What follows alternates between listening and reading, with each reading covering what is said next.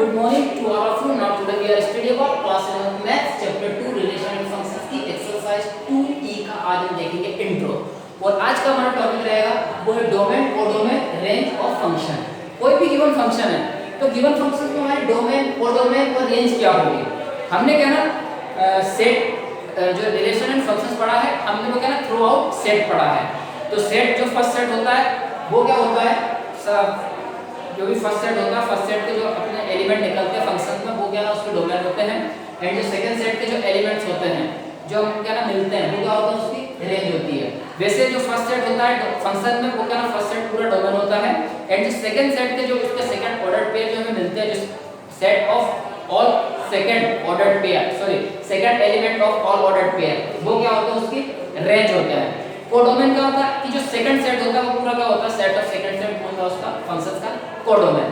ठीक है, तो अभी हमने क्या पढ़ा था, functions from set A to set B.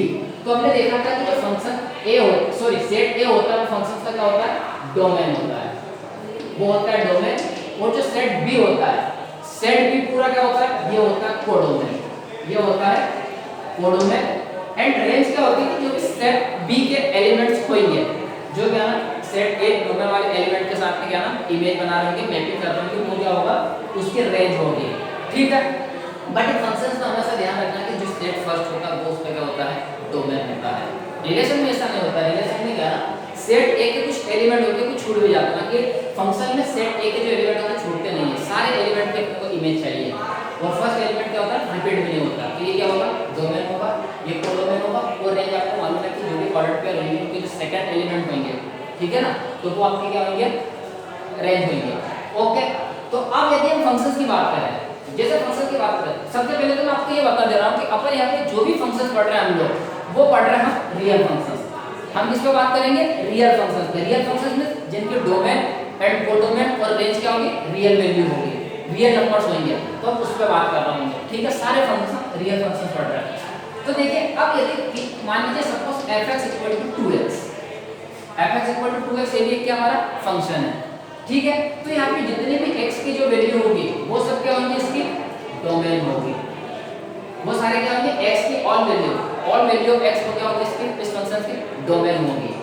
अब जब आप यहाँ पे डोमेन को पुट करोगे, यहाँ पे जब आप डोमेन को पुट करोगे तो f(x) की जो आपको वैल्यू मिलने वाली है, जो भी f(x) की वैल्यू मिलेगी वो सारी आपकी क्या होगी, रेंज होगी, वो आपकी क्या होगी, रेंज होगी। ठीक है, तो क्या है, possible value of x at वो फंक्शंस की वो वैल्यू, x की वो value at which function will be defined. x की वो सारी वैल्यू जहां पे फंक्शंस क्या होता है, डिफाइंड होता है, x की वो सारी वैल्यू जिस पे फंक्शंस डिफाइंड होता है, तो वो उसकी क्या कहलाएगी, रेंज कहलाएगी। मतलब x = 1 पुट करोगे तो यहाँ पे फंक्शन की वैल्यू क्या मिलेगी, 1 पे 2 मिलेगी, 2 × 1। f(x) की वैल्यू 2 पुट करोगे तो फंक्शन की वैल्यू आपको क्या देगा, 4 देगा। तो 2 तो आपको डोमेन होगा, 4 आपकी क्या होगी, रेंज होगी। ओके, अब सपोज कीजिए कि फंक्शन f(x) = x² - 1 x + 1 है। ये तो भी रूल है, फंक्शन नहीं है। फंक्शन कब आएगा, आपको x पर रेस्ट्रिक्शन है। क्या है x पर रेस्ट्रिक्शन, कि where x should not equal to -1, x क्या ना -1 नहीं होना चाहिए। क्यों, क्योंकि ये वाला पार्ट 0 नहीं होना चाहिए। ये पार्ट 0 होगा तो फंक्शन डिफाइंड नहीं होगा। तो कहने का मतलब क्या है कि x + 1 is not equal to 0, x + 1 कभी भी 0 नहीं होना चाहिए, डिनोमिनेटर का तो 0 नहीं होना चाहिए। तो यहाँ से x की वैल्यू क्या आ जाएगी, x = +1 को इस साइड ट्रांसफर करोगे -1, तो ये क्या ना फंक्शन x = -1 पे डिफाइंड नहीं होगा। अब हम बात किसकी कर रहे हैं, ऑल रियल नंबर की, ऑल रियल नंबर। तो x की हम क्या क्या वैल्यू पुट कर सकते हैं, ऑल रियल नंबर एक्सेप्ट -1 पे ये फंक्शन डिफाइंड नहीं होगा। तो हम क्या बोलेंगे, ऑल रियल नंबर में से -1 को क्या कर देंगे, निकाल देंगे। तो ये जितने भी जो r सारे रियल नंबर में से हमने -1 को निकाल दिया, इस पे ये फंक्शन क्या होगा, डिफाइंड होगा। तो हम क्या बोलेंगे, ये हो जाएगी इसकी डोमेन, ये क्या हो जाएगी इसकी डोमेन। अब रेंज की बात करें, देखिए इसमें रेंज यदि हमें निकालना है तो अभी फिलहाल जो हमारा फंक्शन है ना, ये फंक्शन क्या y in terms of x है, y in terms of x। इस फंक्शन को हम और कैसे लिख सकते हैं, y = x² - 1 x + 1, ये y in terms of x है। जब भी अब हमें इसकी रेंज निकालना होगा इस फंक्शन की, तो हम क्या करते हैं, जो y in terms of x है ना, हम इसको कन्वर्ट कर लेते हैं x in terms of y, x in term of y। कैसे करते हैं वो मैं एग्जांपल देता हूं, उसके थ्रू मैं आपको बताऊंगा। इतना आपको समझ लेना है कि डोमेन एंड रेंज क्या होती है। डोमेन x की वो सारी वैल्यू जहां पे फंक्शन डिफाइंड होता है, रेंज क्या होती है कि x की वो वैल्यू जिस पे फंक्शन डिफाइंड होता है। तो जिस पे डिफाइंड होगा तो कुछ ना कुछ आपको वैल्यू देगा ही देगा, तो वो जो भी वैल्यू आएगी वो क्या हो जाएगी, उसकी रेंज हो जाएगी। ठीक है, तो हम एक एग्जांपल लेके समझते हैं, बाकी थ्योरेटिकल पार्ट आप पढ़ लेना, क्योंकि जो मैंने बताया वो इसमें थ्योरेटिकल है। एक तो अपन एग्जांपल देखते हैं, उसके बाद हम उसको देखेंगे एक्सरसाइज। ठीक, देखिए हमारा एक एग्जांपल है। एग्जांपल फर्स्ट है आपकी बुक का पेज नंबर 51 पे। ये बता रहा है कि fx जो गिवन फंक्शन है वो है fx 1/x 5। आपको बता रहा है कि इस फंक्शन के लिए, इस फंक्शन की हमें डोमेन एंड रेंज बतानी है। Find the domain and range of this given function. ये जो गिवन फंक्शन है इसकी हमें डोमेन बतानी है और रेंज बतानी है। तो हमें मालूम है, क्या मालूम है, सॉल्यूशन में क्या लिखेंगे कि डोमेन क्या होती है, x की वो वैल्यू जहां पे फंक्शन डिफाइंड होता है, x की वो सारी वैल्यूज जो फंक्शन जिसका फंक्शन डिफाइंड होता है। हम बात कर रहे हैं रियल फंक्शन की, तो यहाँ पे हम बात किसकी करेंगे, रियल नंबर्स में। डोमेन किसमें होनी चाहिए, रियल नंबर में, क्योंकि हम रियल फंक्शन की बात कर रहे हैं। तो देखिए यहाँ पे क्या होगा कि अब हमें यह बतानी है कि इस फंक्शन के लिए डोमेन क्या होगी, तो x की वो सारी वैल्यू, जिस पे फंक्शन क्या होता है, डिफाइंड होता है। तो हमारा गिवन फंक्शन क्या है, fx 1/x 5। ये हमारा फंक्शन है। अब हमें वो वैल्यू निकालना है जहां पे फंक्शन डिफाइन नहीं होगा, क्योंकि हम ऑल रियल नंबर की बात कर रहे हैं, तो हम इसमें क्या सारे रियल नंबर ले सकते हैं डोमेन में। अब देखना है कि सारे रियल नंबर में से ऐसा कौन सा नंबर है जिसमें फंक्शन डिफाइन नहीं होगा। तो अब आपको मालूम है कि ये जो डिनोमिनेटर पार्ट कभी भी 0 नहीं होना चाहिए, क्योंकि यहाँ पे फंक्शन नॉट डिफाइंड होता है, यहाँ पे डिफाइंड नहीं होता है। तो हमें क्या करना है कि इस पार्ट को, डिनोमिनेटर को कभी भी 0 नहीं होने देना है। अब ये देखना है कि डिनोमिनेटर 0 कहां पे होगा, किस वैल्यू पे डिनोमिनेटर 0 होगा। तो आप क्या लिखोगे कि x 5 कभी भी 0 नहीं होना चाहिए, x 5 कभी भी 0 नहीं होना चाहिए। आया समझ में? तो अब आप यहां से क्या ना x की वैल्यू निकाल लो, तो x को यहीं पे लेना, तो -5 को इक्वल के स्टेट ट्रांसफर कर दो तो प्लस का 5 हो जाएगा। तो x +5। अब इस फंक्शन को आप x +5 पे यदि आप इसकी फंक्शन की वैल्यू फाइंड करोगे ना, तो वो नॉट डिफाइंड होगा, क्योंकि 5 - 5 क्या हो जाएगा, 0। यदि आप f5 पे इस फंक्शन की वैल्यू फाइंड करेंगे तो क्या जाएगा, x की जगह 5 - 5 लिखेंगे 1/0, व्हिच इज नॉट डिफाइंड। इस पे तो डिफाइंड नहीं होता। तो आपने क्या देखा कि यार x क्या है, x 5। x 5 पे ये फंक्शन जो है ना डिफाइंड नहीं होगा। इस x 5 को छोड़ के ऑल रियल नंबर पे ये फंक्शन क्या होगा, डिफाइंड होगा। तो डोमेन की बात करते हैं तो आप इसके डोमेन क्या लिखोगे, रियल। डोमेन की बात करें, देखो इसको क्या ना d ऑफ क्या बोलते हैं, f ऑफ d से भी आप चाहो उसको डिनोट कर सकते हैं। f ऑफ d का मतलब क्या होता है, फंक्शंस के डोमेन, या फिर आप डायरेक्ट डोमेन भी लिख दो चलेगा। तो इसके देखिए डोमेन क्या होगी, हमें मालूम रियल फंक्शन की बात करें तो all real number, all real number except what, x 5। हमें क्या ना ऑल रियल नंबर में से 5 को निकाल लेना है।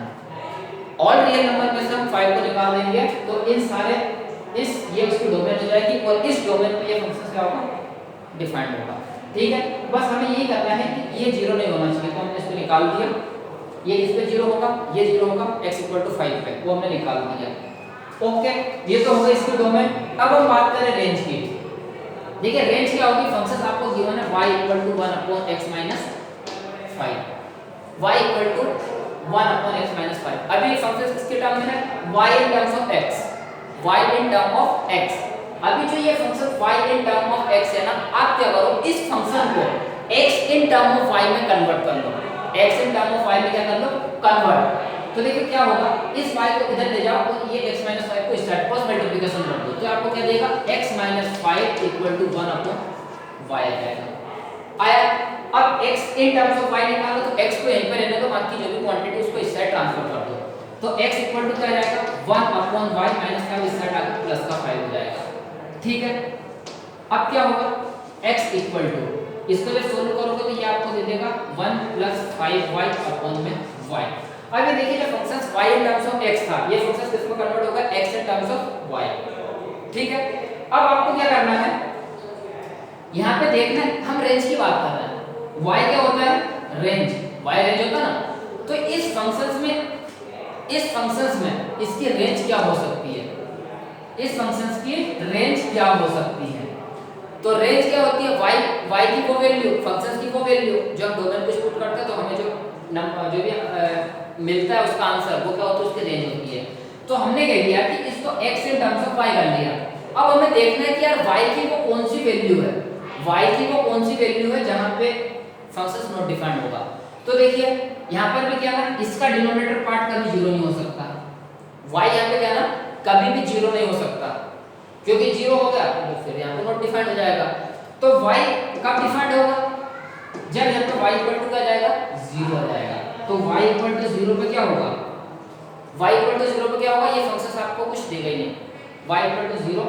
कहने का मतलब ये है, देखिए हम रेंज की बात कर रहे हैं यहाँ पे, x की ऐसी कोई सी वैल्यू नहीं होगी, x की ऐसी कोई सी भी वैल्यू नहीं होगी कि फंक्शंस की वैल्यू जीरो मिल जाए। इस फंक्शन में x की ऐसी कोई सी वैल्यू नहीं होगी कि जहां पे जो फंक्शन की वैल्यू में रेंज है वो आपको जीरो मिल जाए, कहीं पर भी नहीं मिल सकती। यदि मान लीजिए जीरो मिल गई तो ये फंक्शन उस पे क्या ना डिफाइंड नहीं होगा, उस पे डिफाइंड नहीं होगा। तो इस फंक्शन में आप x की कुछ भी वैल्यू पुट करो, एक्सेप्ट 5 ऑल रियल नंबर, 5 को छोड़ के आपको जो फंक्शन की वैल्यू है ना, अपन निकालते ना जो xy, फर्स्ट एलिमेंट क्या होता है, डोमेन होता है, सेकंड एलिमेंट क्या होता है, रेंज होता है। तो डोमेन में आप कुछ भी पुट करो, आपको यहाँ पे को डोमेन में कभी भी जीरो नहीं मिलेगा, सॉरी को डोमेन में रेंज कभी भी आपको जीरो नहीं मिल सकती है। तो यहाँ पे ये चीज दिखा रहा है कि y की वैल्यू कभी भी जीरो नहीं हो सकती है, इट्स नॉट पॉसिबल। आप x की कुछ भी वैल्यू पुट करो, आपको y में कभी भी जीरो नहीं मिलेगा। तो इसकी रेंज की बात कर रहे थे हम, अगर हम इसकी रेंज की बात करें तो इसको f ऑफ r से भी हम डिनोट करते हैं। तो हम क्या लिख देंगे कि all real number except zero. इस फंक्शन की जो रेंज है ना, सारे रियल नंबर मिल जाएंगे एक्सेप्ट जीरो को छोड़ के, इसमें क्या ना कभी भी जीरो नहीं मिलेगा आपको। तो इस टाइप से आपको निकालना है रेंज एंड डोमेन। ठीक है, तो रेंज कैसे निकालोगे कि जो फंक्शंस गिवन है देख लेना कि x की वो वैल्यू जहां पे फंक्शंस क्या होता है, नॉट डिफाइंड होता है, तो वो आप निकाल लोगे। रियल वैल्यू फंक्शंस की बात कर रहे हैं, रियल फंक्शंस की, तो ऑल रियल नंबर में से वो वाली वैल्यू आप निकाल दो जहां पे फंक्शंस डिफाइंड नहीं है। तो आपने देखा कि इस यहाँ पे x 5 पे फंक्शन डिफाइंड नहीं है, तो ऑल रियल नंबर में से आपने 5 को निकाल दिया। इस डोमेन में ये वाला फंक्शन क्या होगा, डिफाइंड होगा एक्सेप्ट 5। ओके, अब रेंज की बात करें तो आप रेंज कैसे निकालोगे कि जो फंक्शन आपका गिवन है y in terms of x, तो फंक्शंस को आप क्या करो, x in terms of y में कन्वर्ट कर लो। तो आपने क्या किया कि x माइनस इसका क्रॉस मल्टीप्लिकेशन करके x 5 = 1/y आ गया। तो x को आपने यहीं पे ले लिया, -5 को इस साइड ट्रांसफर किया, प्लस का 5 होगा। जब आपने इसको सॉल्व किया तो 1 + 5y/y मिल गया आपको। तो x = क्या है, 1 + 5y/y। तो x यहाँ पे आपको क्या रिप्रेजेंट कर रहा है, ये तो डोमेन है, ये तो क्या है, डोमेन है। ठीक है, कि आप जब डोमेन की कुछ वैल्यू पुट करोगे तो आपको यहाँ पे फंक्शंस की क्या वैल्यू मिलेगी। अब आपने देखा कि यार यहाँ पे डिनोमिनेटर में y है, डिनोमिनेटर में क्या y है, और आपको मालूम है कि ये कभी जीरो नहीं हो सकता, ये कभी भी जीरो नहीं हो सकता। तो अब यहाँ पे आप देखोगे कि y = 0 कहाँ पे होगा, वो ओनली 0 पे ही होगा।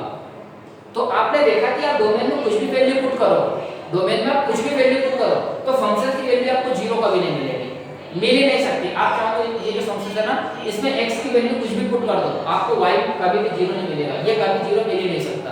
तो यहाँ पे क्या आ गया कि यहाँ पे जो है ना, जब हम डोमेन में कुछ भी वैल्यू पुट करेंगे, क्योंकि डोमेन है x को, और यहाँ पे क्या ना ये रेंज है, तो यहाँ पे y की वैल्यू आपको कभी भी 0 नहीं मिलेगी। तो आप क्या लिखोगे, range = f of r = r, all real number, सारे रियल नंबर मिल जाएंगे एक्सेप्ट 0।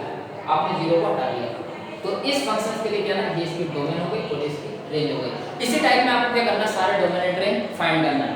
कल हम इसकी एक्सरसाइज देखेंगे, आप इसके जो है ना एग्जांपल से वो देखिए, और कल हम इसको देखेंगे एक्सरसाइज। Thank you.